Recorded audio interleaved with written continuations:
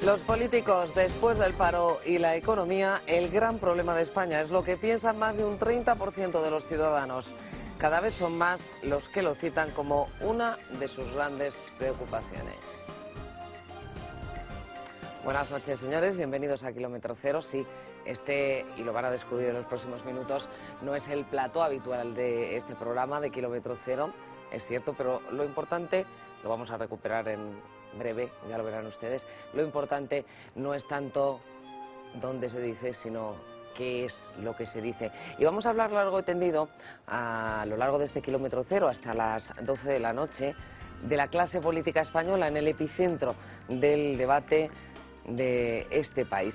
Esta misma tarde ha llegado una carta de un espectador de este programa, de Ignacio, y dice así: los españoles estamos hasta el moño de denuncias de corrupción que terminan sin aclaración de ningún tipo, posiblemente porque no hay base para tanto delito, pero si lo hubiera, el deber de la prensa es informar, no juzgar, que para eso están los jueces. Así pues, no me gustaría que un programa, se refiere a Kilómetro Cero, que considero serio y responsable, cayera en las mismas simplezas de tantos otros. Pues no, Ignacio, efectivamente no somos jueces y vamos a hablar de la corrupción en este Kilómetro Cero, pero vamos a hablar de algo que trasciende la corrupción, porque eso probablemente sea solo la punta del iceberg del gran problema. ¿Por qué está cuestionada la clase política española cuando es la política el arma para resolver los problemas de un país? ¿Qué debemos hacer para cambiar esa situación? Hemos visto datos del CIS y vamos a ver más, datos que son relevantes. Es muy significativo que, siendo la política y los políticos necesarios, más de un 75% de los españoles, ahí lo ven ustedes, piensan que la situación es mala y muy mala, y los que son indulgentes, un 20%, la califican de regular. En fin, que casi nadie se salva. ¿Está justificada esa percepción tan negativa? Esto es lo que nos decía ayer aquí en Diario de la Noche Javier Gomá, el presidente de la Fundación Juan March. Vivimos una época de dolor y el dolor hace que la corrupción se sienta de una manera más, se sea uno más intolerante frente a la corrupción, porque en época próspera uno puede más o menos establecer un margen de tolerancia, pero en una época en la que se está repartiendo dolor, y las decisiones políticas tienen que ver mucho con una distribución justa o no justa de ese dolor, si el dolor es el mínimo, si el dolor está bien distribuido, y si todavía más en el caso de que encima un político se enriquezca con decisiones que están produciendo dolor. ¿Está justificada esa percepción tan negativa de la clase política? Veamos qué piensan nuestros invitados, algunos, a todos seguro, les conocen ya ustedes, se los presento. José María Álvarez del Manzano ha sido alcalde de Madrid, es licenciado en Derecho y presidente de la Junta Rectora de IFEMA. José María, buenas noches. Buenas noches. ¿Justificada esa percepción tan negativa? Absolutamente justificada. ¿Por qué? La clase política nos hemos ganado a pulso el que la gente ni nos comprende ni nos entiende, porque nos hemos separado demasiado de los problemas reales. Y en consecuencia yo creo que esa percepción no es una percepción inventada. Es cierto que habrá influido ciertas noticias que luego no son verdad, pero el clima que se respira en el país es de no entender para nada a la clase política, y eso yo creo que es muy malo. María Antonia Trujillo es doctora en Derecho, profesora de Derecho Constitucional, ha sido ministra del Gobierno de España y consejera de la Junta de Extremadura. María Antonia, justificada, buenas noches. Buenas noches.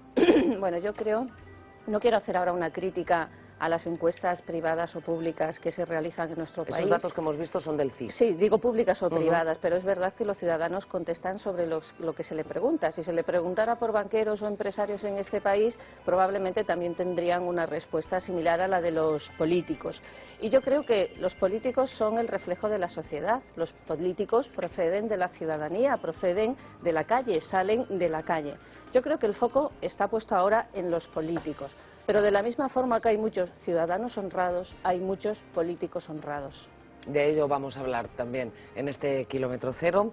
Alejandro Nieto, catedrático emérito de Derecho Administrativo por la Complutense, Premio Nacional Ensayo, doctor honoris causa por la Universidad Carlos III, es autor de Corrupción en la España Democrática o El desgobierno de lo público. Buenas noches. ¿Justificada, en su opinión? Pues yo creo que sí. Quiero decir, me sumo a la mayoría estadística de los encuestados, pero he hecho en las preguntas que se les han dirigido, he hecho en falta lo siguiente. En los políticos, como en cualquiera, hay que distinguir la faceta de incompetencia o que lo hacen mal, por un lado, y la faceta, que ahora está de moda, de la moralidad o de la ética o de la corrupción. Y este juicio peyorativo es global. Lo que no sé es si al alejarse de los políticos se alejan de la faceta ética o de la faceta de su competencia o incompetencia en el gobierno. Y Ignacio Camuñas, diplomático, presidente del Foro de la Sociedad Civil, ha sido también ministro del Gobierno de España de Relaciones con las Cortes en los gobiernos del presidente Suárez. Ignacio, buenas noches. Muy buenas noches. ¿Justificada esa percepción tan negativa? Desgraciadamente sí. ¿Por qué? Hombre, yo no recuerdo una etapa y llevo ya muchos años, soy muy mayor y llevo muchos años dedicado y unas veces como observador, otras como actor en la vida política. No recuerdo una etapa tan cargada de casos flagrantes de corrupción como la acontecida en estos últimos años. Es verdad lo que decía anoche Javier Gomá, que la crisis económica y social pues exacerba de alguna manera los sentimientos de la mayoría de la población.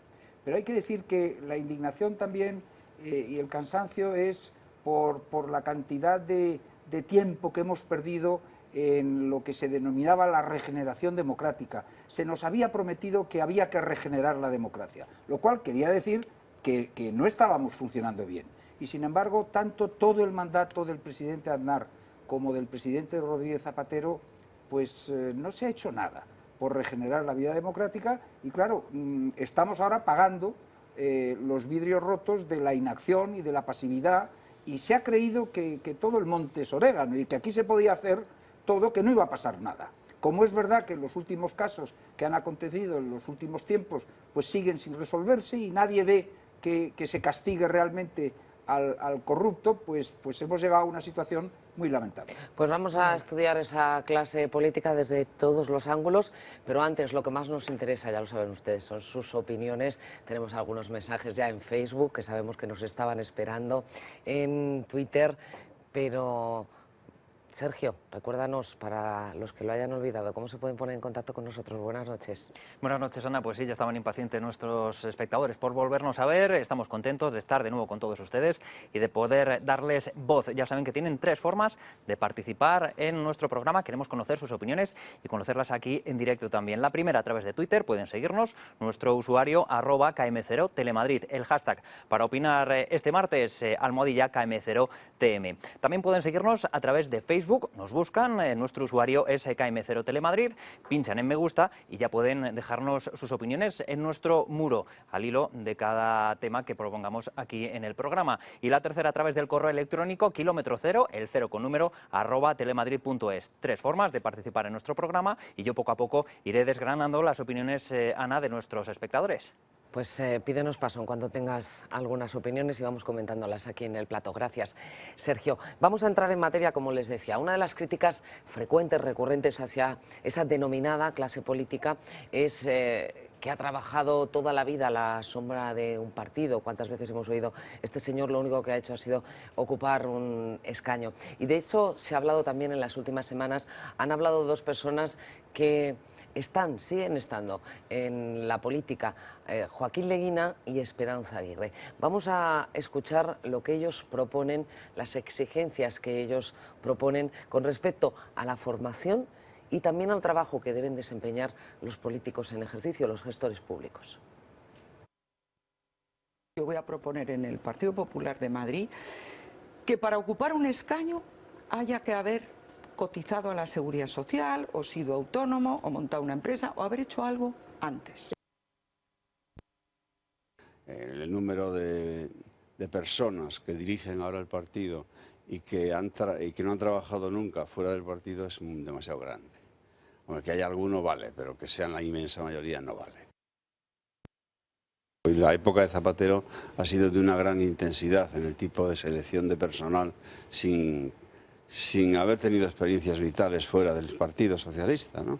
Yo creo que ha sido muy malo esa experiencia. Es verdad que el PP también está contaminado de este virus, pero en fin, hay algún abogado y abogada del Estado todavía en el PP. Nosotros nos hemos quedado casi sin nadie, ¿no?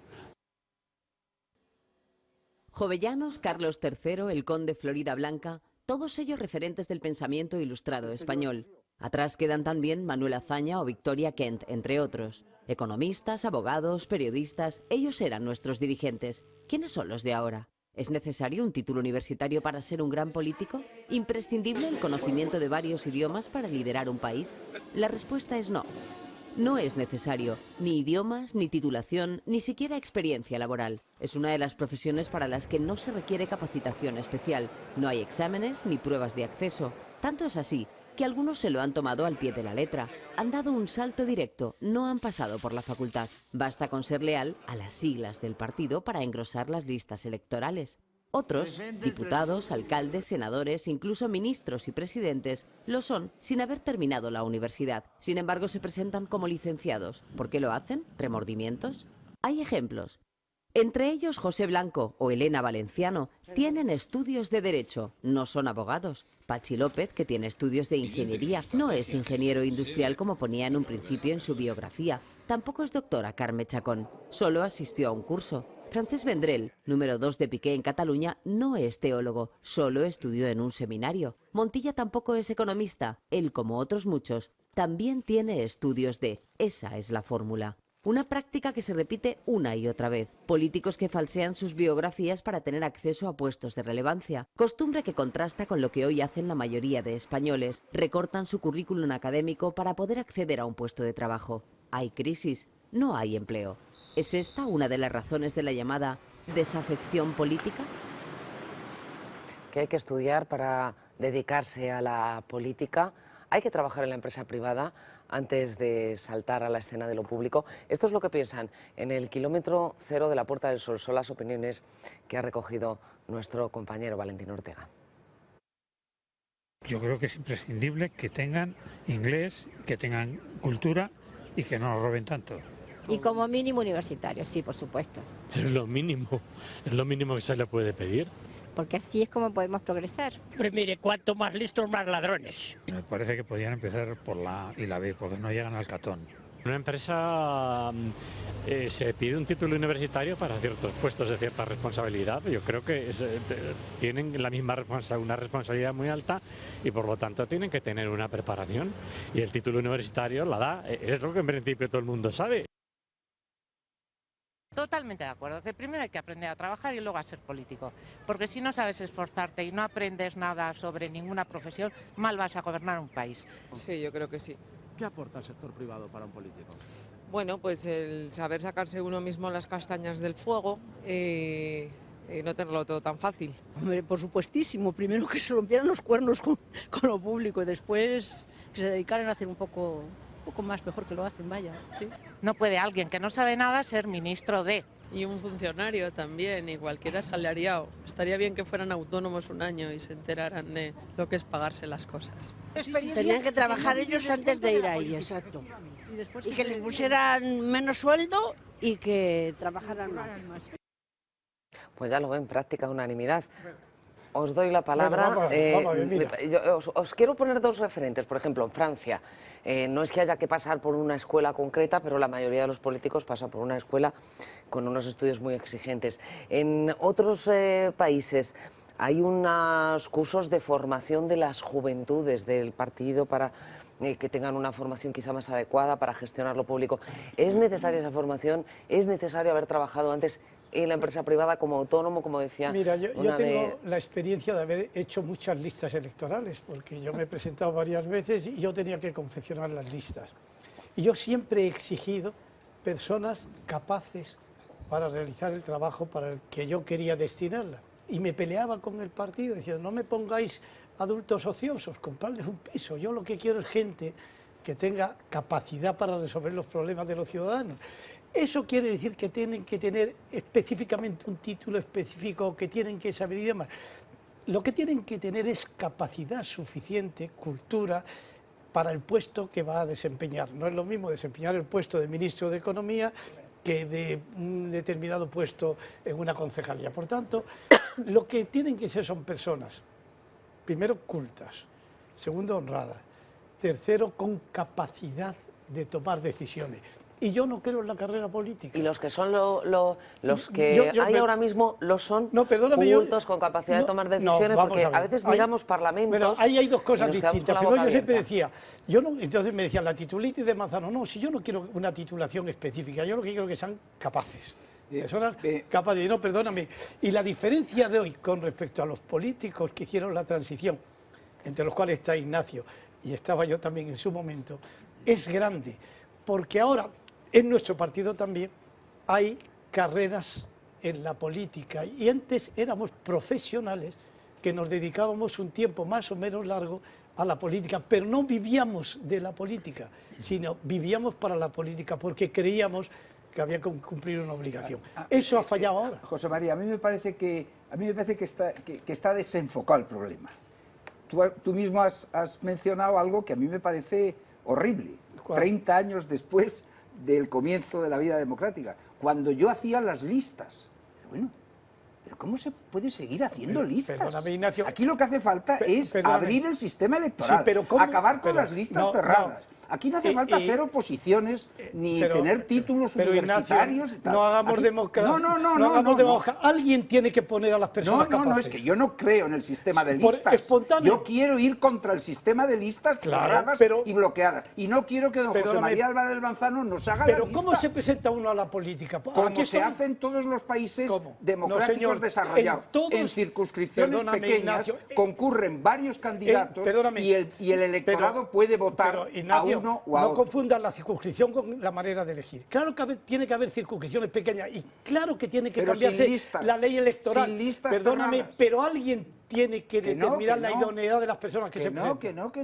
Bueno, yo no hay que abrir el proceso electoral a todos los ciudadanos que quieran presentarse. Vamos a escuchar una voz más, María Antonia. Bueno, yo la verdad es que no me quiero remontar a la transición, donde hay diferencias en muchos ámbitos que afectan a la política y al gobierno con carácter general. Yo me quiero referir a la situación actual. Yo creo que actualmente, y cuando hablo de actualmente no hablo de hoy para el futuro, sino también lo que ha pasado en los últimos años, 10, 15 años en nuestro país. Yo creo que a la política hay que ir con formación, hay que ir con cotización y además teniendo presente que llevas un sistema de dedicación a la vida pública temporal, con fecha de caducidad. Exacto. En ese sentido, pues no me parece ni que Esperanza Aguirre ni Joaquín Leguina pues sean los más adecuados para hablar de la caducidad y la cotización a la vida política. Pero sí creo que un político tiene que estar formado con una formación amplia, no solo un título universitario. Actualmente un título universitario lo tienen la mayoría de los jóvenes y de, yo que sé, hasta mi generación en este país.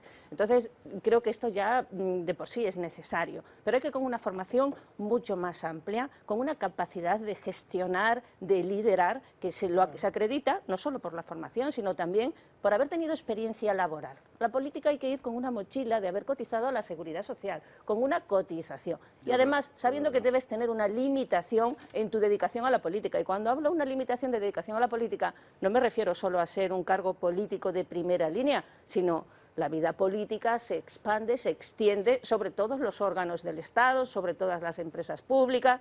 Eso también tiene que tener límites. ¿Me permites una precisión? Lo que quieras. Yo conozco muchos políticos de países estupendos, democráticos, muy avanzados, donde hay políticos que han ejercido la política 20 o 30 años. No pasa nada. No estoy de acuerdo. Si ese no es el problema, es que ahora estamos muy nerviosos proponiendo cosas deprisa y corriendo. No. Es decir, hay grandes políticos en Francia, en Alemania, en Estados Unidos que llevan 30 años en la vida política. Ahora, llevan 30 años en la vida política porque se los han ganado ellos, no porque lo han puesto en una lista, que es lo que está pasando aquí. Y aquí se está poniendo gente inepta, incompetente. La familia política está en la lista en todos los países. Porque está en la lista porque es muy dócil. Y atiende las sugerencias del mando. Ese es otro tema que no hemos entrado y yo estoy de acuerdo. Pero es el tema clave. Ignacio, en Estados Unidos cualquier persona que se presenta por un grupo político. No, y perdona, y con un si no, soporte empresarial detrás. claro, en Estados Unidos, que no tenga el soporte económico detrás, no hace nada. Después hablamos de la financiación de los económico o político. Si no, uno solo por la vida no puede ir. Alejandro. Hay mucho candidato independiente también. Sí, pero apoyado siempre por un lobby. Si no, no puede. Alejandro. Pero seamos justos. Está más claro, claro. Cuando me dejen. Si todo esto está muy bien, que hace falta gente competente, capaz, con dotes de dirigir y de resolver los problemas. ¿Quién va a estar en contra de esto? Claro. Todos estamos de acuerdo. Ahora bien, ¿dónde se encuentra? ¿Cómo se sabe si un candidato tiene esas cualidades tan excelentes? Ese es el problema. ¿Y cuál es la solución? No lo sé. Lo que digo es que esta no es la solución. Hay una solución que a mí no me gusta, que es decir, ya que no sabemos quién tiene estas dotes tan estupendas, por lo menos que tenga un título universitario, pero esa presunción no me vale, porque de la universidad salen muchos individuos que son absolutamente incompetentes y que hasta relinchan, aunque sean doctores y tengan todos los títulos que se quiera.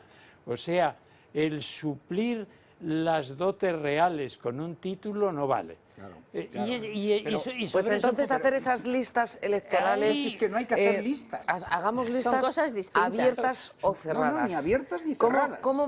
Alguien tiene que determinar la capacidad de la persona. Que hay que suprimir el sistema de listas, que hay que ir a circunscripciones pequeñas donde vamos a entrar de lleno en ese debate. Es un donde tema se que yo quería presenten tratar los también. candidatos y aquel que obtenga el favor del electorado con las condiciones que tenga, títulos universitarios, conocimiento de idiomas. ¿Cómo que en qué mundo? ¿En el francés, en el inglés, en el alemán, en el de Estados Unidos? Detrás hay siempre alguien que apoya al candidato. Bueno, bien, si yo no niego que haya tal. Lo que niego es que un señor haga las listas electorales. Pero perdóname, para determinar la idoneidad de ese que presenta al grupo como independiente, ese grupo ha elegido a ese candidato. No, si los ciudadanos pueden libremente presentarse a las elecciones. Ignacio, que tú y yo estamos en la misma sintonía, no puedes decir que por generación espontánea un tío se presenta y la gente le apoya. Estoy en contra de las listas cerradas y bloqueadas y que los estados mayores de los partidos nos digan a quién tenemos que votar. Eso lo que estás diciendo es distinto de lo que yo digo. Lo que yo digo es que tiene que ser una persona con capacidad y de idoneidad para poder si eso no lo discute nadie, como decía Alejandro. No, perdóname, pero eso que es verdad tiene que salir de algo. ¿Cómo sabes tú que una persona que va por la calle es la idónea y la vas a votar? Pero deja al pueblo español, que es soberano, para decidir si el personaje que se presenta en su circunscripción es un candidato idóneo. Pero se presenta por circunscripción, como estamos viendo, el payaso de no sé dónde, y hace pues no le votará a la gente, y hace el ridículo y no le votan. No te preocupes. Porque necesita una determinada capacidad y alguien tiene que determinar la idoneidad de ese candidato. A mí me parece ridículo que se esté hablando ahora de estar afiliado a la Seguridad Social, haber sido emprendedor, haber hecho una oposición para dedicarse a la vida política. La historia de los grandes políticos en muchos países no pasa por esa especie de ese es un criterio que hay que tener en cuenta, que es la formación, la cotización, tener experiencia laboral, la cotización y además tener en cuenta que hay una fecha de caducidad. Como la tiene, pues ¿Pero qué experiencia laboral tuvo Santiago Carrillo? Bueno, ¿Qué yo no sé, cotización yo estoy hablando de lo que tiene que ser hoy y hace... Oye, no, pero de lo que tiene el Partido Comunista. A ver, quiero... Sí, bueno, Churchill era un Tory. ¿Sí? Y si no hubiera estado donde está. Es decir, que los partidos son necesarios. Absolutamente imprescindible. Algo que cohesione la verdad. Claro, yo quiero hablar, es que es una cosa distinta. Si yo no estoy contra los partidos políticos, estoy contra el sistema de que el secretariado político de los partidos nos haga las listas electorales. No, es que Ignacio apunta...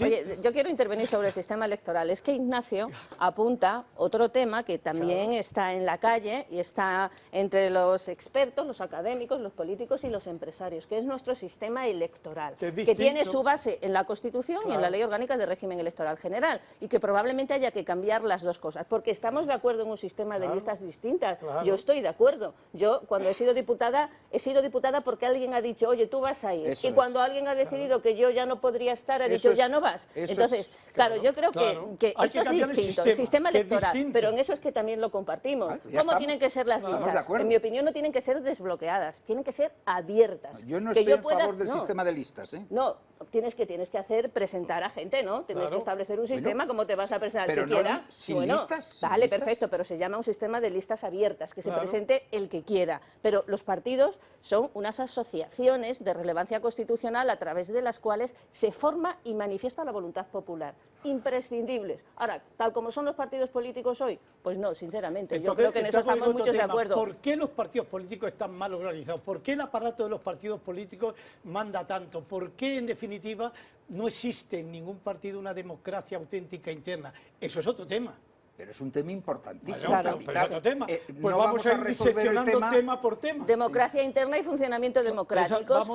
Si esas listas fueran abiertas, igual serían más democráticos los partidos, Pero ¿no? perdóname, yo tengo la experiencia de unas listas abiertas en donde la gente podía en una lista muy grande, como los no los es el caso del perdóname, Senado, vamos eso a no es- vamos perdóname a que lo dejarle explique. terminar. Ese tema, José Pero María. perdóname, como las listas eran abiertas totalmente y como había que seleccionar a 30 de una lista Ya no abierta, eran abiertas, la había gente- 30, no estaban el resto. La gente tachaba. Que no, Es decir, que no. ¿y Que sabes eso es quiénes, confundir al pero, electorado, ¿y sabes no, quiénes no. salieron en esas listas abiertas? Los peores. No, listas abiertas es que cualquier ciudadano se pueda presentar a Exacto. cualquier proceso electoral. Pero Y a eso través es de un cauce que tenemos que abrir. Sí, pero no a través de un sistema de listas Claro, desbloqueadas donde haya 30. Vamos a otra de las... Yo creo que ya tenemos... No Ya sé si lo hemos Alejandro quiere arreglado, decir ¿no? algo más sobre Ya este hemos asunto. arreglado 7, 8 puntos.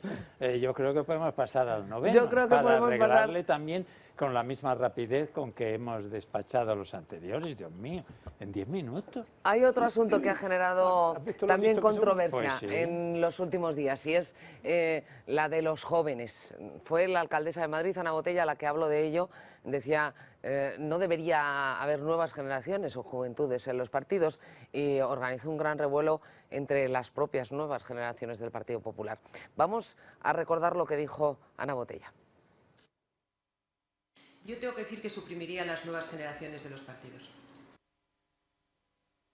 Yo creo que la gente donde tiene que estar cuando tiene, no sé, 16, 17, 18, es trabajando o estudiando o formándose. Y además siempre se lo digo, cuando veo a gente de las nuevas generaciones del partido en algún sitio, digo, ¿qué haces aquí en vez de estar? O sea, creo sinceramente que las nuevas generaciones de los partidos es algo que no.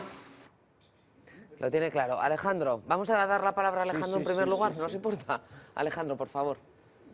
Yo es que estoy en lo mismo. No sé si está hablando de la organización de un partido de nuevas generaciones o está hablando de la exclusión de la política de los jóvenes. A mí me parece plausible que se desburocratice la participación de los jóvenes en la política, porque siempre se producen abusos, lo mismo que los partidos políticos abusan, la organización de nuevas generaciones políticas puede también abusar. En eso creo que mucha gente estará detrás de Ana Botella. Lo que ya dudo mucho es que se entiendan esas palabras o que sea correcto entender esas palabras como la exclusión de los jóvenes. Los jóvenes me parece a mí que deben empezar a interesarse en la política pues desde que empiezan a tener uso de razón. Participar en ella, pero no profesionalmente con 18 años, a ver si consigo un puesto de defensor. Efectivamente. Que yo creo que es a lo que hace referencia la Hasta alcaldesa. tal punto que la participación de la juventud en los asuntos públicos está reconocida constitucionalmente y le dedica a la Constitución un artículo.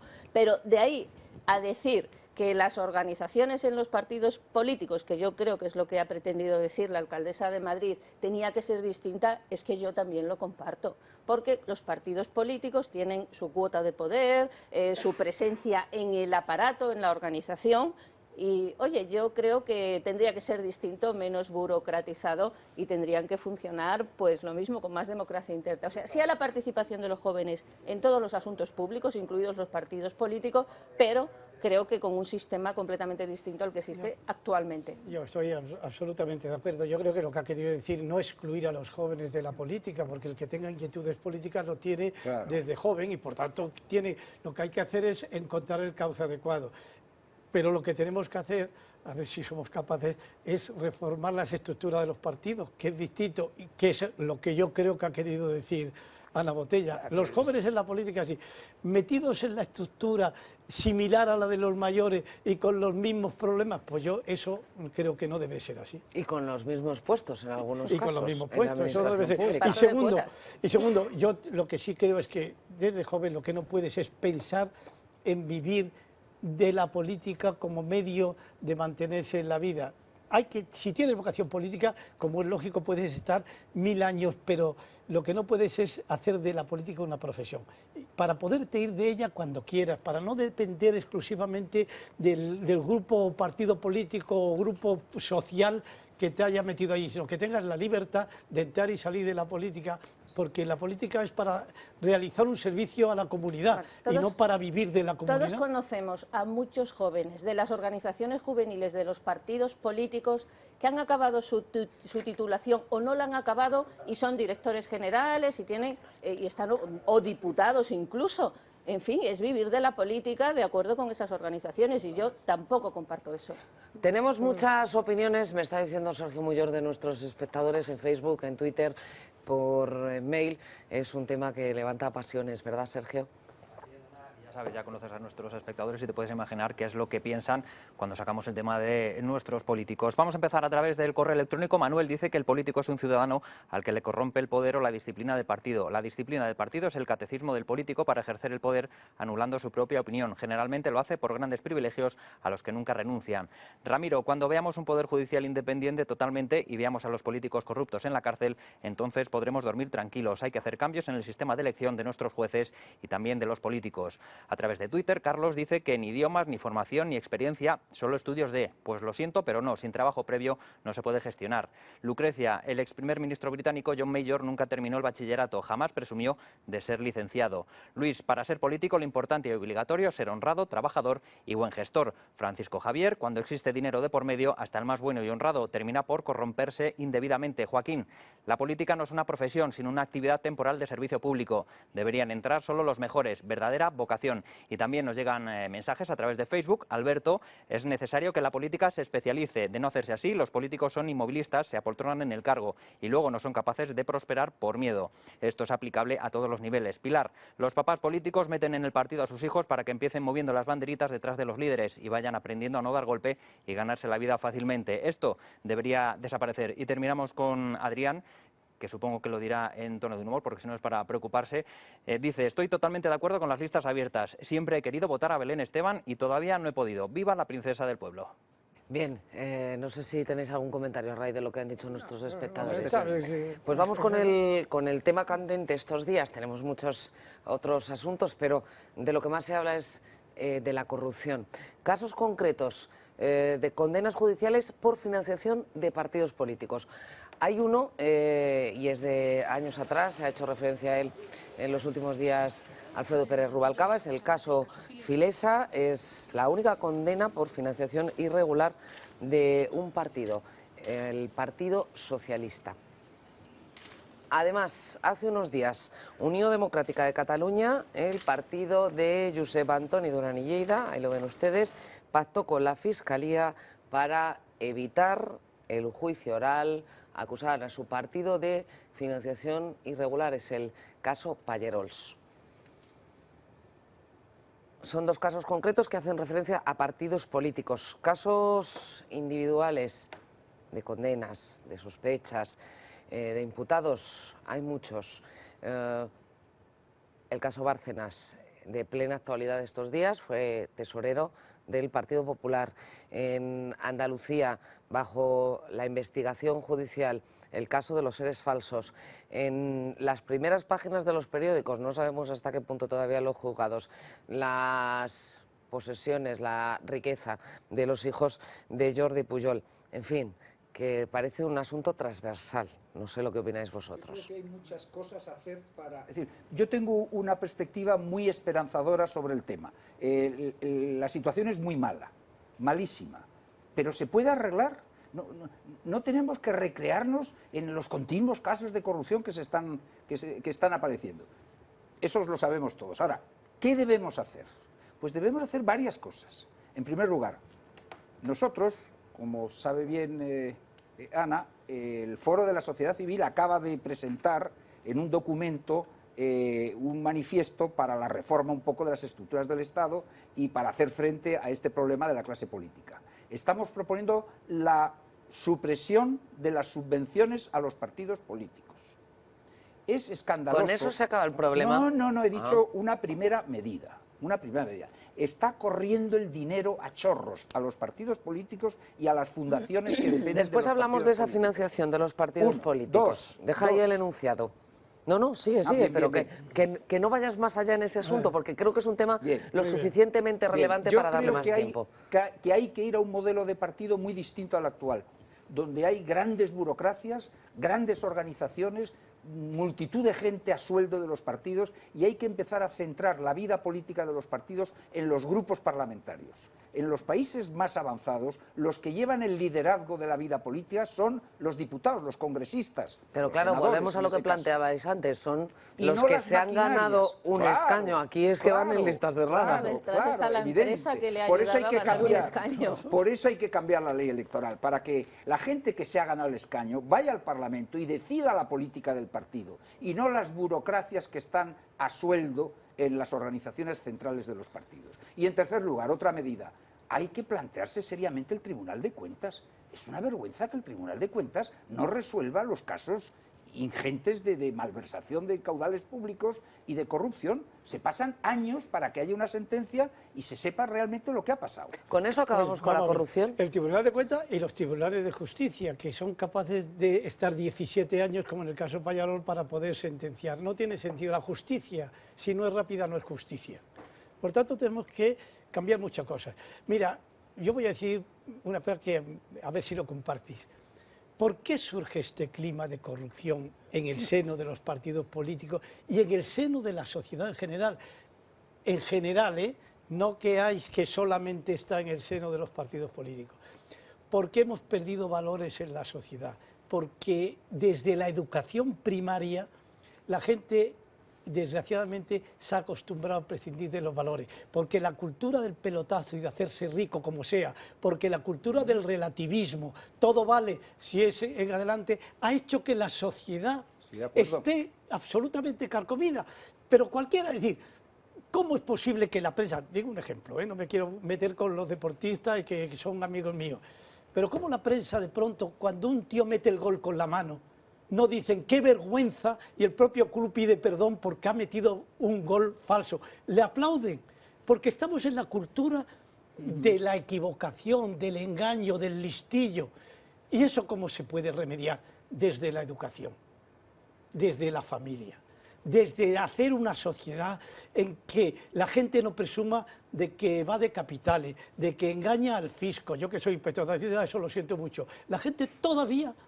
Eso parece que había... Pues otra vez vuelve a decir la gente, pues yo no pago impuestos, pues yo consigo... Mire usted, una sociedad que no valora la aportación al conjunto, que no valora de verdad el sentido de la solidaridad entre los ciudadanos, es una sociedad enferma. Nuestra sociedad permite la corrupción porque tú toleras al rico y no le preguntas cómo ha hecho el dinero. Si lo tiene, entra en sociedad. Ni le preguntas al político cómo usa el poder. Si lo tiene, le obedeces. Tenemos que tener una sociedad con criterio. Y yo voy a citar una cita que a mí el otro día me impresionó, de Cicerón, en su famoso Tratado de las Leyes. Dice, para que haya verdadera democracia, hace falta 3 condiciones. Leyes justas, políticos honrados y pueblo culto. Y Bueno, pueblo culto, si yo- no el pueblo lo manejan. Es que Lo hace ponen. media hora aproximadamente estaba hablando de la pérdida de valores y yo coincido totalmente con José María en relación O sea, que con no son la pérdida los de valores, políticos, la pérdida es la de valores sociedad española. generalizada en la sociedad, que afecta tanto al ciudadano como al político como al resto de colectivos. Y eso se adquiere en la familia, en la educación, con formación. Es como se adquieren los valores. Hemos perdido todos los valores y todos los referentes en una sociedad como la actual. Pues no, yo no estoy de acuerdo. Me explico. Estoy de acuerdo en que hay un fondo social que es el que permite la degeneración política. Pero ¿qué adelantamos con decir que se han perdido los valores y que la solución está en ser buenos, justos, honrados y sabios y cultos. Pues naturalmente, si fuéramos sabios, justos y honrados no habría corrupción, pero es que eso es soñar con cosas que no existen. Tenemos que operar con la realidad y la realidad es que no lo somos y no por... ¿Pero por qué no lo somos? No lo sé, pero desde Pues, luego... de eso se trata. No, se trata de poner coto a sí, las la malas solución la conductas tienes de tú los y si me ciudadanos. cortas pues con Sí, mayor a ver, gusto. No nos podemos quedar en un enunciado Vamos a escuchar esa argumentación.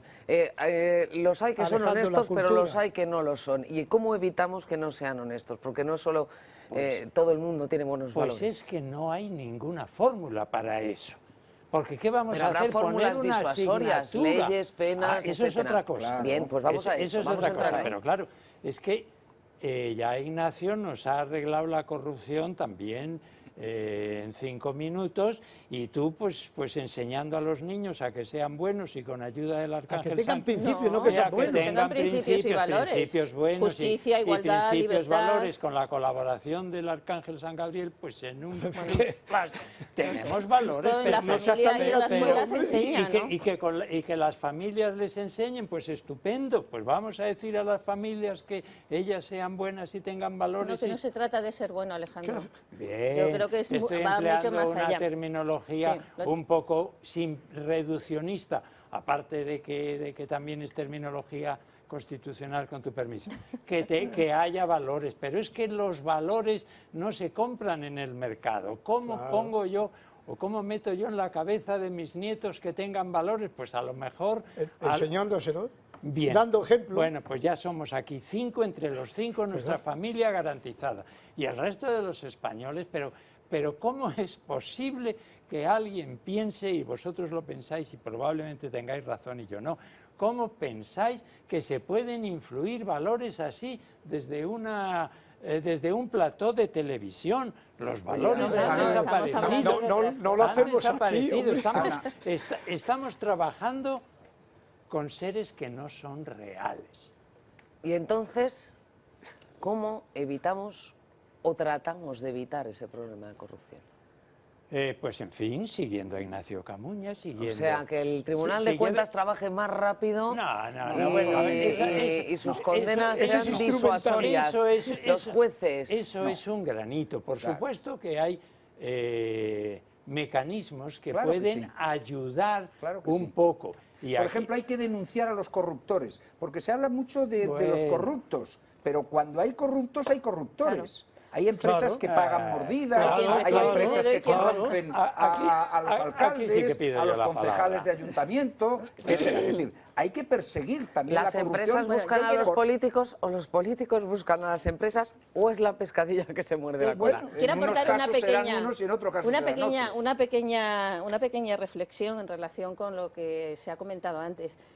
Bueno, yo es que soy mucho más escéptica, yo no tengo una hoja de rutas ni tengo soluciones. Es más, pienso que a España, para cambiarla, habría que darle la vuelta como un calcetín y pueden existir mecanismos, herramientas, pero mientras no exista voluntad política, que la voluntad política la tiene el gobierno, el partido mayoritario y básicamente el partido de la oposición, de que se hagan cambios en nuestro país no se va a hacer ningún cambio. María Antonia, y esa voluntad política no la veo ni la veré en los próximos años. Pero no dejemos que esto lo arregle el gobierno de turno. Bueno, es que otros no lo podemos arreglar, desgraciadamente. La sociedad, perdóname, la sociedad española puede presionar. La sociedad tiene que reaccionar.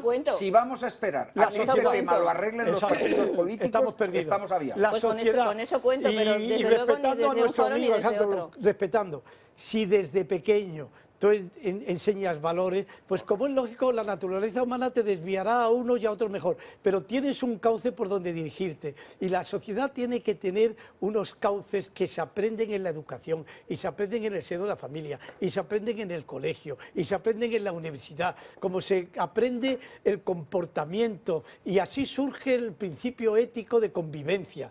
Pero claro, si tú crees que nadie tiene solución para nada, pues nos pegamos un tiro y que cada cual haga lo que le dé la gana. Que es tu solución, que no parece que es la buena. Yo no he dicho eso. Quiero que escuchéis más opiniones sobre este asunto y nos hemos ido al kilómetro cero de la Puerta del Sol, como hacemos todos los martes en este programa, y hemos preguntado en general por la clase política.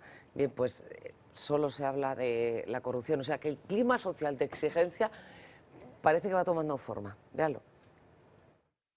Con un suspenso. En general creo que no tienen ninguno mucho credibilidad. Una corrupción tremenda, por eso no me gusta opinar sobre la política. Que lo que están haciendo es hundir España. Falta vergüenza lo que le falta, Sí, una pero falta bueno, de respeto total. no sé cómo se habrán educado, que cualquier persona es egoísta al final, pero... En todos los partidos creo que hay alguno que ha metido la mano donde no debe. Pueden ser muchos que hagan mucho ruido, pocos que hagan mucho ruido, pero no creo que sean tan pocos. Pues todos pagan justo por pecadores. Como están todos los partidos tocados, en cada uno habrá sus casos particulares, no creo que sea general. Todos los políticos no tienen que ser igual. De todos creo yo que están metidos en corrupción seguro. Todos no, pero hay varios. Os veo sinceramente que mucho hablar, pero tendrían que volver a la época en la que nos decía directamente Hume y los filósofos, más hacer y menos decir lo que se debería hacer. Primero tener medidas de tipo penal mucho más rápidas y eficaces. Posiblemente la cárcel. Es bastante complicado. Lo que no cabe duda es que si los políticos no se ponen de acuerdo, por mucho que desde la calle se intente protestar, no se consigue nada. Luego, además del control, está la cosa de que la justicia actúa rápida. La corrupción no es solamente política, viene desde la base. No nos creamos que los políticos son personas diferentes a todos los demás. Que no hay nada que hacer. Esto es un sin vivir. Desgraciadamente estamos en un mundo en que parece ser que lo normal es robar, cada uno en la medida de sus posibilidades. ¿Son todos? ¿Son solo unos pocos y se culpa a todos? Claro, Ana, es que habéis preguntado por los políticos, pero si hubierais preguntado por los 30.000 familiares de dependientes que han estado defraudando al Estado, cobrando una ayuda después de fallecidos, o a los miles de ciudadanos que han utilizado la tarjeta sanitaria de familiares fallecidos, preguntáis por una cosa y contestan por una cosa, pero es que, como decía este señor y yo he dicho antes, los políticos son reflejo de la sociedad y de la pérdida de valores que nos acompaña a todos sin excepción. Quiero introducir ahora otro tema. Puede ser legal, pero hay conductas que a la sociedad, digamos que no le parecen bien. Y voy a hablar de un caso en concreto. Hay muchos y podemos hablar de ellos aquí en los próximos minutos. En el gobierno vasco lo aprobó Patxi López, el último lehendakari. Pensiones para los exlendakaris, pensiones para los exconsejeros del gobierno vasco y pensiones vitalicias también para sus padres, sus madres y en algunos casos para sus descendientes directos. ¿Legal? Pues es legal. Ahora bien, este tipo de pensiones, subvenciones, regalías, no sé si privilegios, y os pongo este ejemplo porque de los casos que hemos encontrado de pensiones de ex es probablemente el más llamativo, porque los tienen hasta los padres y las madres de los lehendakaris. Pero este tipo de cosas dañan también la imagen de la denominada clase política. Por eso, y vuelvo a la cita de Claro, Cicerón, a este tipo de cosas hay que ponerles coto por ley. Leyes justas. La ley es legal, lo que de ella dimana, pero no es justa. Por tanto, lo que hay que establecer es unas leyes equilibradas y justas, y eso no es una ley justa, y por tanto yo creo que esos privilegios que tienen muy pocos, pero sin embargo dañan mucho al conjunto de la sociedad, y yo estoy con uno de los que ahí han hablado. Mire usted, no todos los políticos son o somos iguales. Yo no creo en el político que es bueno para una cosa y malo para otra. Yo creo en el hombre integral.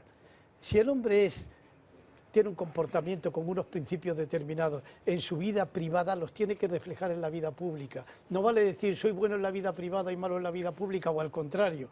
Y en consecuencia, a mí me parece que la mayoría de la gente que está en un cargo político, concejales de pueblos pasándolo mal, la mayoría son honrados, pero se sabe desgraciadamente poco de esos. Se sabe más de los sinvergüenzas que desgraciadamente, al parecer, anidan en todos los partidos, que son los que nos denigran a todas las demás.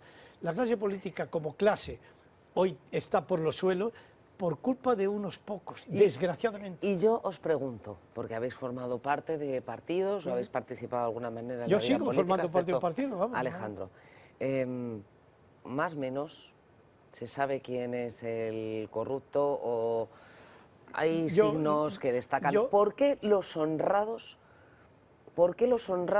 no denuncian a los corruptos? ¿Por qué los partidos, cuando está afectando a uno, a otro y al otro y al otro, les cuesta tanto admitir Ana, ¿me dejas que tienen corruptos en precisión? sus filas cuando lo mejor sería para ellos decir, esto es un cáncer, fuera? Me dejas una precisión. Si tú tuvieras la oportunidad de participar probablemente en el comité ejecutivo, en una junta directiva de un partido, te quedarías asombrada. ¿Por qué? Si tuvieras oportunidad de participar a veces en muchas reuniones de los grupos parlamentarios, porque no habla nadie por miedo a no sintonizar con el jefe del momento, con el presidente del partido, en definitiva, con quien tiene el poder. ¿Y entonces qué pasa? ¿Que no llegas a ser ministro si hablas? Claro. Hombre, eso ya hay una frase famosa de que el que se mueve no sale en la foto. Eso quiere decir que el que se sale de la fila... Sí que me gustaría precisar, porque yo creo que la opinión pública no está sobrada de gente que tenga opinión y que tenga criterio, pero cuando hay gente que opina y tiene criterio y se separa, en principio se separa, ejerciendo su libertad de expresión protegida por los mismos partidos políticos del dictado oficial, pues es muy cuestionada dentro y fuera de los partidos políticos. Pero además es que yo creo que los límites de la corrección política y social en nuestra sociedad española impone un sistema de recompensas y castigo a quienes están en el juego. Si eres bueno, te recompenso, y si eres malo, te castigo. Pero si eres bueno quiere decir si dices lo que yo digo. Exacto, me refiero a eso. Si eres bueno, te recompenso. Ese es los límites a la corrección social y política que tenemos en nuestra sociedad. Puedo llegar a entender, aunque no lo comparta, que alguien no denuncie públicamente a los suyos. Bueno, pero en privado, en los órganos internos... Y en los órganos no se atreve nadie a decir nada. No hablas ni dentro ni fuera. No todos, no todos. Hay que ser políticamente incorrecto si de verdad quieres decir una cosa. Y hay mucha gente que la dice y la hace. Y hay gente responsable que cuando ve que en su entorno alguien lo hace mal, toman la decisión de quitarlo o echarlo. Esperanza Aguirre lo ha hecho, yo en su momento lo hice en el ayuntamiento. Cuando sabes y conoces y tienes pruebas suficientes de que una persona se está comportando mal, el político que tiene responsabilidad lo echa. José María, lo cual hay debate libre hoy en los partidos políticos, en los senos de las juntas directivas, de los comités ejecutivos, de los grupos parlamentarios. La democracia interna en los partidos políticos no existe.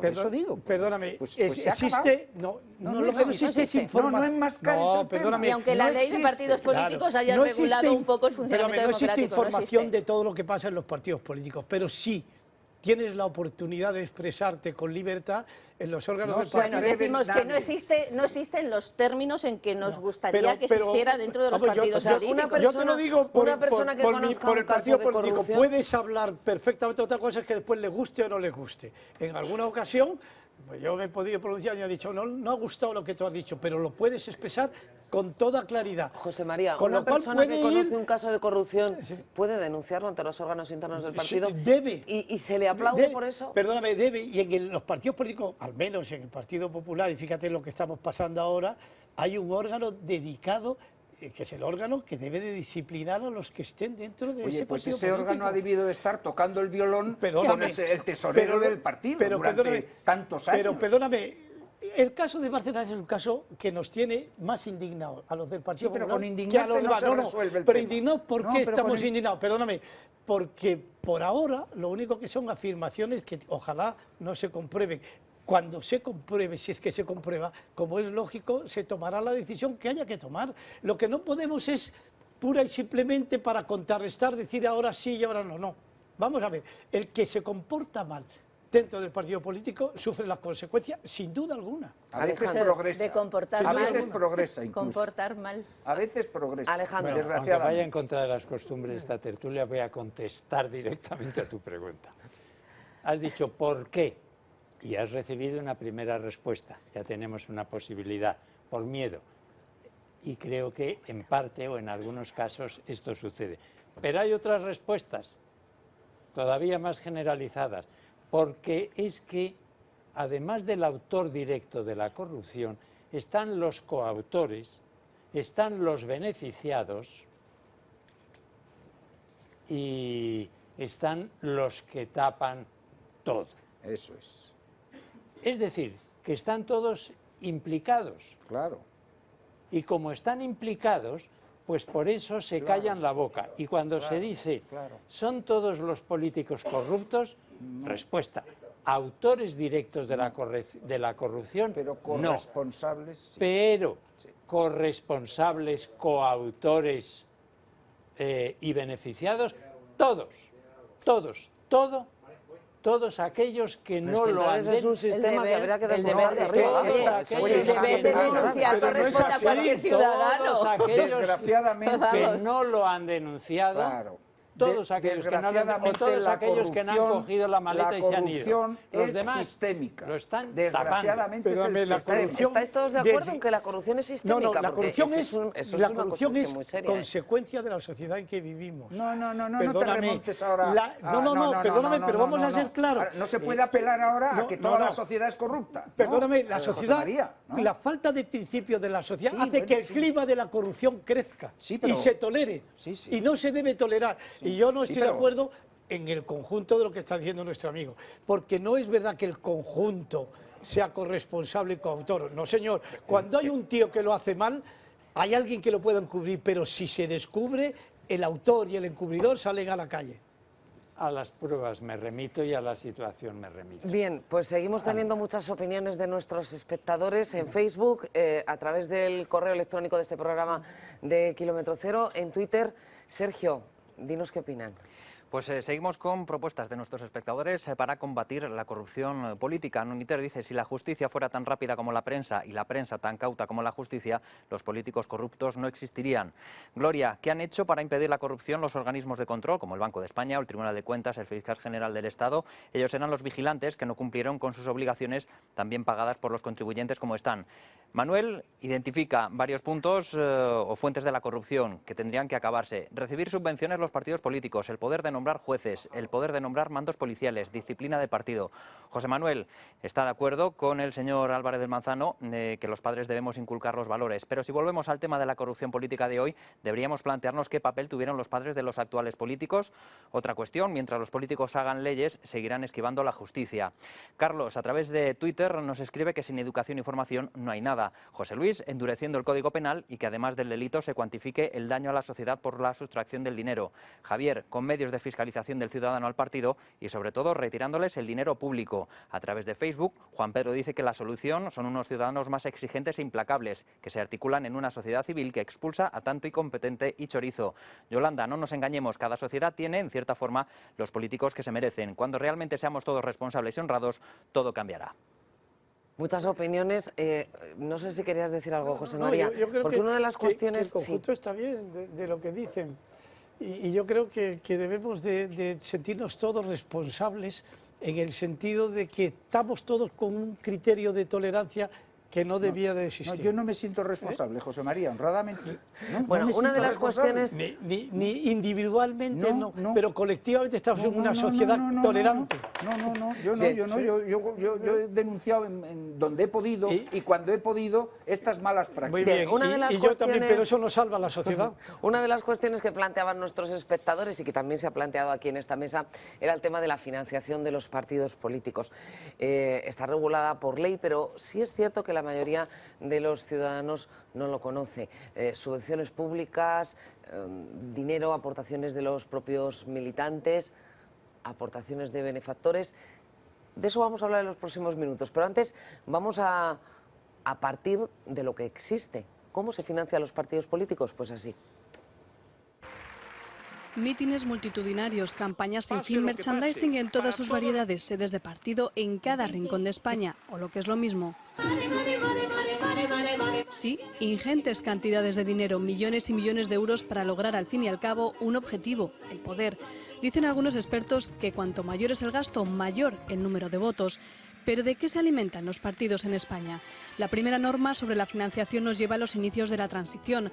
La última, la de 2007, modificada el pasado año, consagra un sistema mixto de aportación privada y pública. En torno al 90% de los gastos de los partidos políticos están pagados con fondos públicos. Y el otro 10% pues está pagado con aportaciones privadas.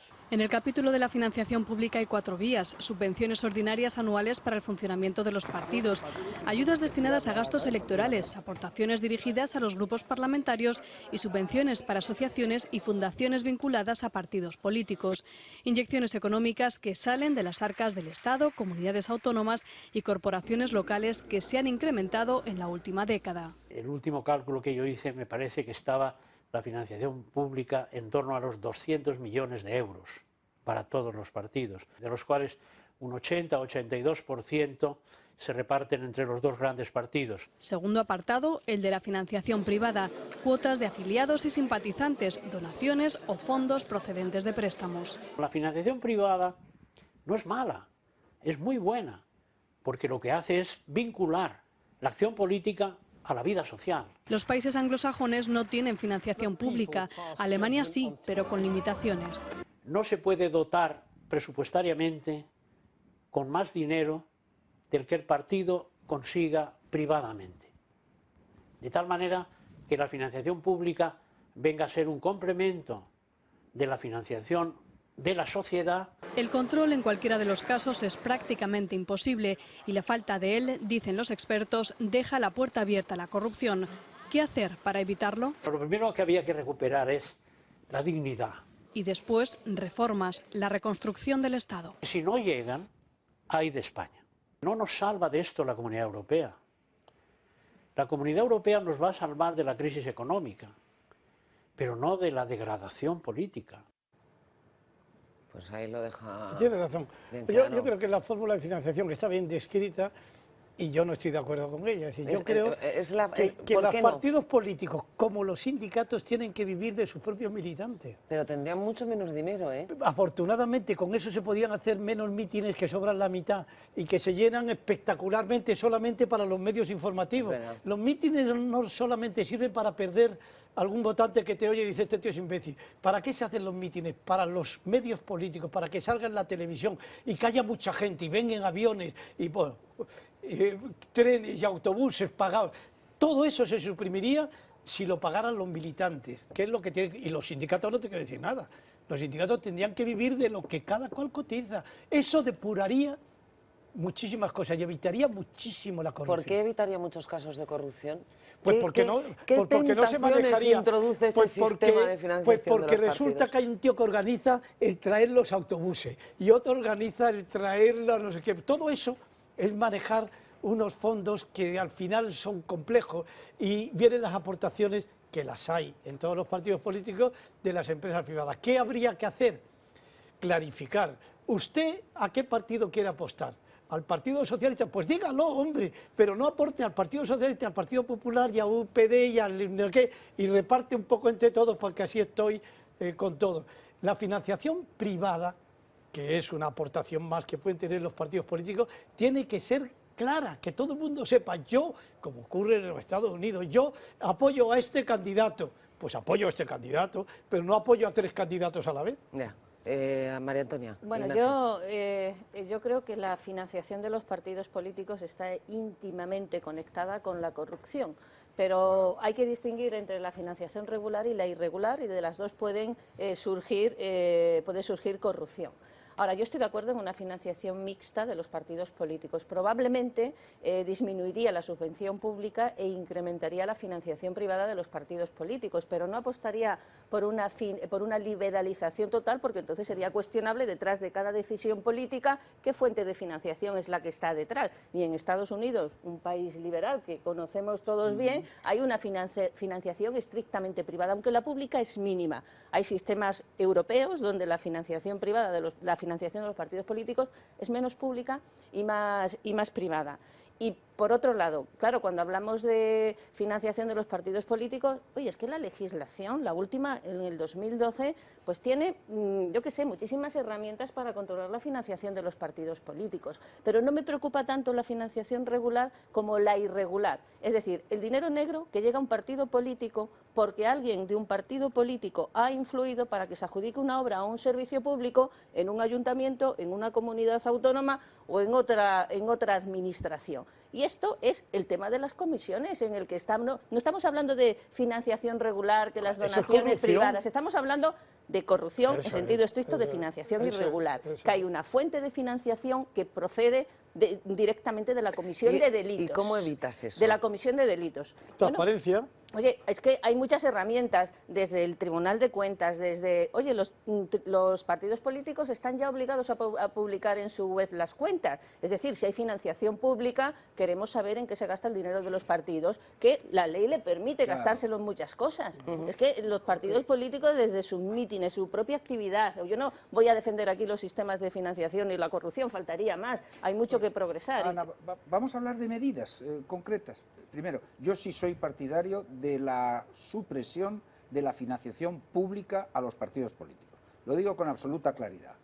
Al mismo tiempo, soy partidario de que haya condiciones de equidad y que, por tanto, el Estado en los momentos electorales pueda proveer de medidas el proceso electoral lo tiene que financiar públicamente, para que todos los partidos políticos puedan tener espacios en televisión, facilidades en el correo, es decir, hay una serie de condiciones que se pueden habilitar para que el proceso electoral se desarrolle satisfactoriamente, pero no para que con el dinero de todos los españoles se mantengan estos edificios gigantescos llenos de personajes cobrando sueldos verdaderamente notables, ¿verdad? Y que tengamos estas maquinarias produciendo pues nada más que un funcionariado, cuando en el modelo de partido que yo estoy intentando defender, el centro de la vida política debe estar en el Parlamento y no en la calle Génova, ni en la calle Ferraz, ni en otras sedes de otros partidos políticos. Por tanto, retirar la financiación pública, proveer de unas condiciones equitativas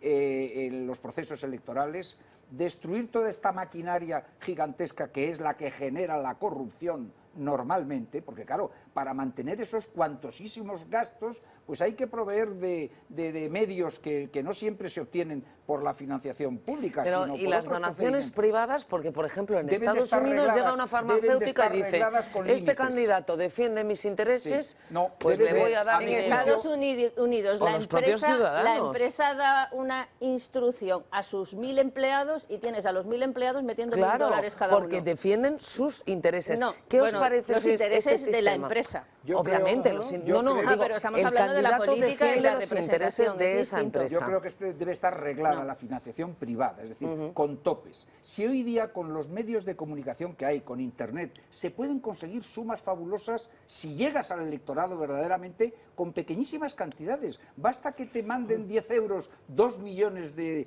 personas que puedan ser seguidores y partidarios tuyos para que tengas la financiación suficiente. Las donaciones privadas en nuestro país están reguladas, no pueden ser Ya. anónimas, sino nominativas, y no Claro. pueden ser superiores a 100.000 euros. Probablemente tampoco hay A esa 100.000 euros está tradición de regulado. donaciones privadas de los ciudadanos a los partidos políticos. No, tendríamos que saber, la ciudadanía tenía que saber Ahora- si estas donaciones privadas son nominativas, quiénes donan a los partidos políticos. Es decir, más transparencia y, no tanta opacidad. Y si le dono 2 euros, ¿qué van a hacer con mis Oye, 2 euros? ¿me dejas también? otra- Bueno, da igual, cualquier ¿Me donación. dejas otra última medida? Hacer responsable de lo que ocurra en la vida económica de los partidos a los comités ejecutivos de los partidos. Alejandro.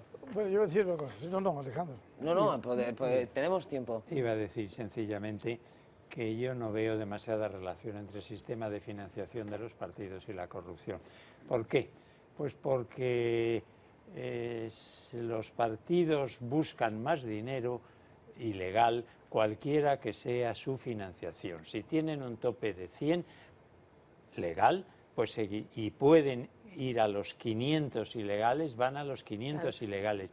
Y si les dan un tope legal de 200, pues van a los 500 ilegales o a los 1000 ilegales. Es a mayor abundamiento, son absolutamente insaciables y voraces. Yo esto no lo sé. Pero es que escuchándote, Alejandro, es como tiro la toalla y me pongo a llorar. No, lo que pasa es que para esto hay que conocer, puede... Alejandro, para esto hay que conocer el funcionamiento dentro de los partidos políticos. Yo esta voracidad de que tienes una financiación regular, la legal, de 100 y vas a buscar 400...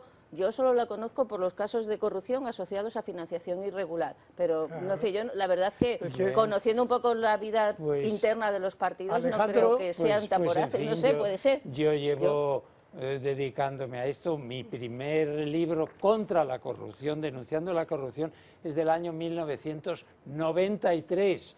que dijeron, pero este señor ¿de qué nos está hablando? ¿De qué cosa tan rara? O sea, no entiendo, por supuesto, tanto como tú, pero entiendo... No, digo de haber vivido internamente la vida de los partidos. Bien, yo internamente no, pero he tenido y tengo un trato con gente de los partidos que no es escasa ni mucho menos después de tantos años. Y yo veo que cualquiera que sea el cupo legal, van por el cupo ilegal. Tú tienes esas... Es a lo que me refiero, a esa afirmación tan categórica que yo no la conozco. No que no haya corrupción en los partidos, claro que la hay. Y como ni tú ni yo podemos probarla, pues entonces, ¿quién tiene razón? El público, que cada uno piense lo que quiera. Pero me parece a mí que la opinión pública, que no tiene el monopolio de la verdad ni de la justicia, que la opinión pública está más cerca de mí por lo siguiente. Porque es que en España nos fijamos mucho, y en las tertulias más, nos fijamos mucho en el delito de corrupción. Pero una cosa es el delito de corrupción, que es escasísimo, pero vamos a ver, desde que inventaron aquí la última democracia, solo ha habido 2 partidos corruptos. ¿Cuántos han sido condenados? ¿20? Pues muy pocos. Esto es el delito de corrupción, que es mínima, pero eso no le importa a la gente, y a mí menos. Lo que me importa es el hecho de la corrupción, aunque no estén condenados. Si nos fijáramos en las sentencias, diríamos, España no es un país corrupto. En España, con 30 políticos en la cárcel, que no están, son bastantes menos, eso es una maravilla. Y sin embargo, ahí está la corrupción. ¿De qué queremos hablar? ¿Del delito de corrupción? Y entonces todo está muy bien. ¿O de la realidad de la corrupción? Que es muy difícil de probar, pero que se conoce. En unos casos con el 100% de convicción y en otros casos con el 10% de corrupción. Pero el público, la gente, de lo que habla no es de los delitos de corrupción, y si se habla es porque se está enredando. ¿Cuál es la corrupción que nos importa? ¿La de los delitos? A mí no.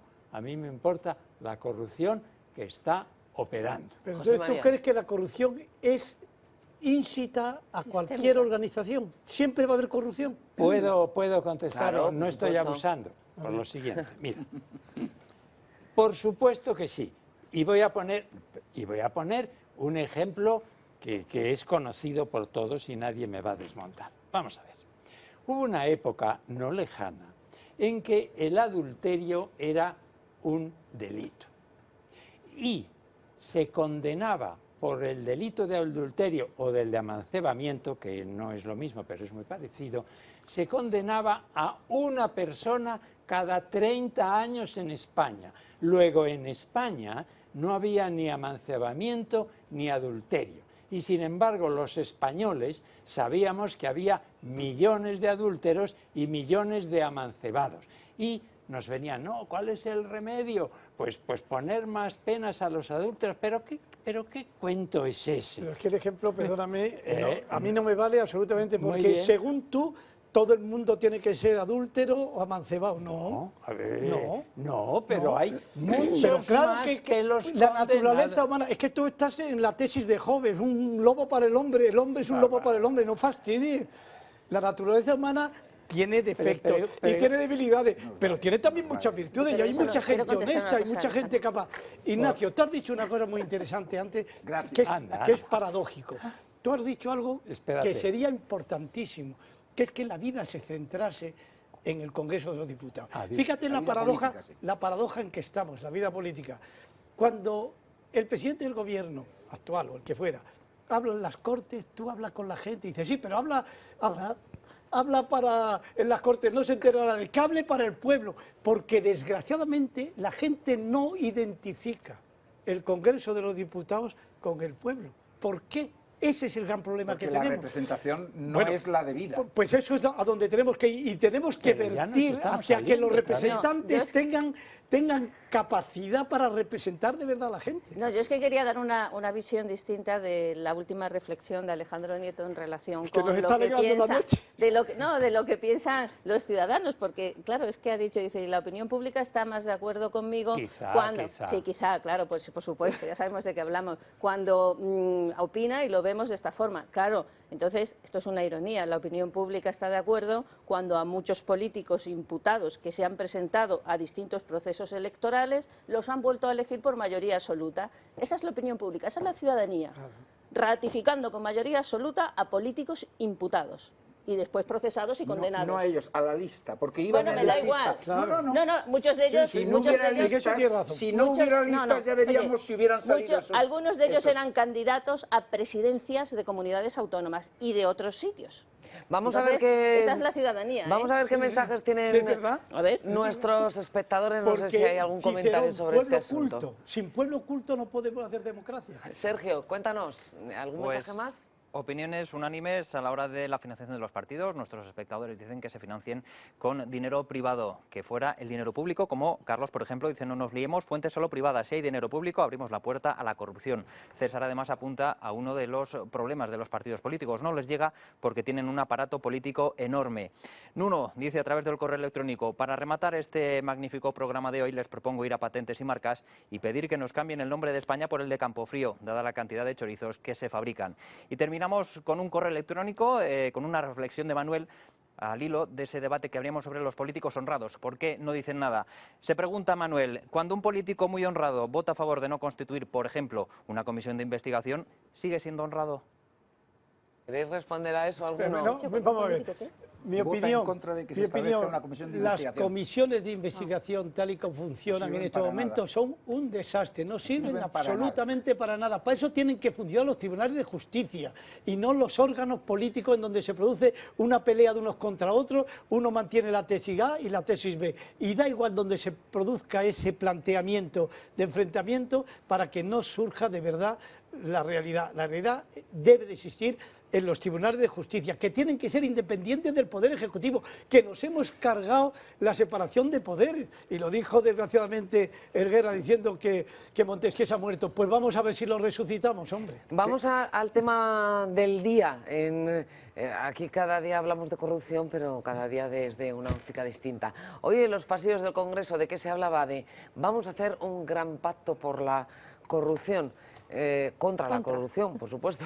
Lo importante es el pacto en sí, lo importante es el contenido de ese pacto. Bueno, vamos a escuchar a los distintos grupos políticos y después lo valoramos aquí. Aquí lo que cuentan son los hechos y un plan urgente, repito, con medios y recursos suficientes para que acabemos definitivamente de hablar en este país de corrupción, porque esto nos distrae de la atención de lo importante y de lo fundamental. Un acuerdo sobre la corrupción política, pues está bien si además de eso hacemos modificaciones legales.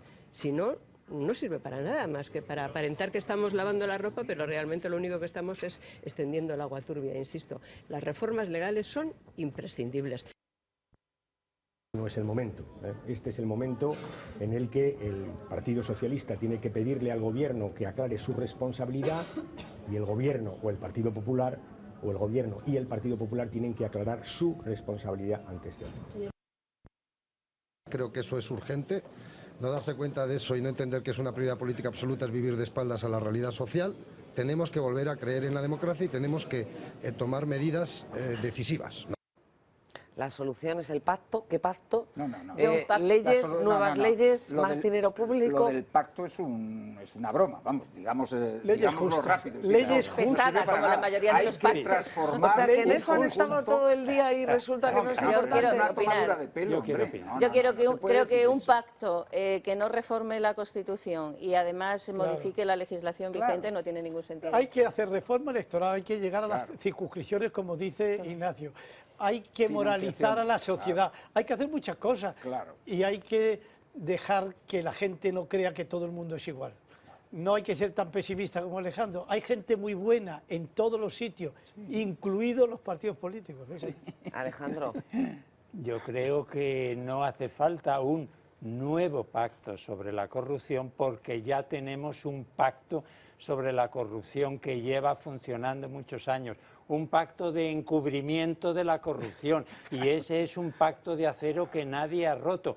Y cuando algún político que se había tomado 2 copas o sin tomárselas se le fue la lengua y levantó un poquitín el visillo, inmediatamente le dijeron que tenemos este pacto, y en las campañas electorales de esto no se habla. Se habla. Estás hablando del 3% de las comisiones. Claro, pues esa es la irregular. Claro, ese es un ejemplo, pero ese es un ejemplo de lo bien que funciona este pacto. ¿Para qué queremos otro pacto? ¿Para ya qué queremos tenemos leyes? uno, ya tenemos uno. Es la alegría, yo te digo. Es la alegría, es la realidad. Pero digo que no es tolerable que se salga a estas alturas a la ciudadanía Totalmente. partidos que están Totalmente teñidos de corrupción a decir que van a hacer un pacto. Los 2 partidos que están con múltiples Lo que casos de tienen que hacer corrupción van a pactar. es el pacto de modificar las leyes. El pacto de modificar las leyes. El pacto al que se refiere Alejandro Claro. significa que alguien cobra porque alguien paga, y alguien paga es el empresario, y alguien ejecuta, adjudica obras y servicios públicos, No que es el metamos en político eso. que desempeña determinados puestos. Pongámonos es decir, de acuerdo. pongamos a todos juntos, Pongámonos al de que acuerdo para cobra, hacer, al que paga y al que vuelvo a adjudica. insistir, El pacto existente se ocupa de todo esto. No, es esto, un pacto claro, muy sí, minucioso. pero pongámoslo sobre la Ana, mesa. el Bien, a mí pacto- me gustaría acabar este programa porque hemos hecho, Positivo. yo creo, un diagnóstico y además con toda crudeza de la situación de la denominada clase Oye, política con sinceridad española. por los que estamos en un partido político. Hemos buscado problemas, hemos hablado de posibles soluciones, pero a mí me gustaría acabar este programa, y vosotros lo podéis hacer porque habéis estado en ello mucho mejor que yo, reivindicando la política con mayúsculas. Claro, o sea, es necesario. critiquemos a la es necesario. política que se hace y a los políticos, Claro, pero claro. la política, al fin y al cabo, Es es absolutamente- la solución Sin a los alguien problemas que organice, de la sin vida alguien que pública. organice una sociedad, se produciría la anarquía. Por tanto, alguien tiene que organizarlo. Vamos a procurar que haya leyes justas, políticos honrados, y que el pueblo esté cultivado, tenga cultura, sepa valorar al honrado del no honrado.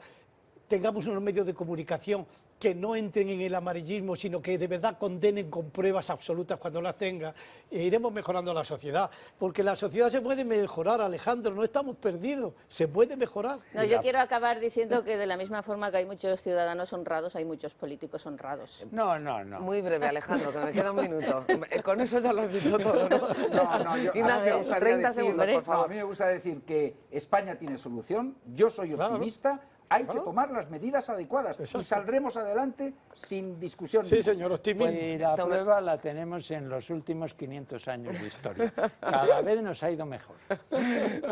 Aquí terminamos, no tenemos tiempo para más. Yo os agradezco a los 4 que hayáis estado aquí esta noche. Se lo agradezco a ustedes que hayan estado al otro lado de la pantalla en sus casas siguiendo Kilómetro Cero. Volvemos el próximo martes, en torno a las 10, 10 y cuarto, 10 y media, en fin, a la hora que nos dicen los responsables de programación de esta casa. No se vayan porque en 7 minutos recogemos toda la información del día en Diario de la Noche. Gracias por estar ahí, señores. Hasta ahora.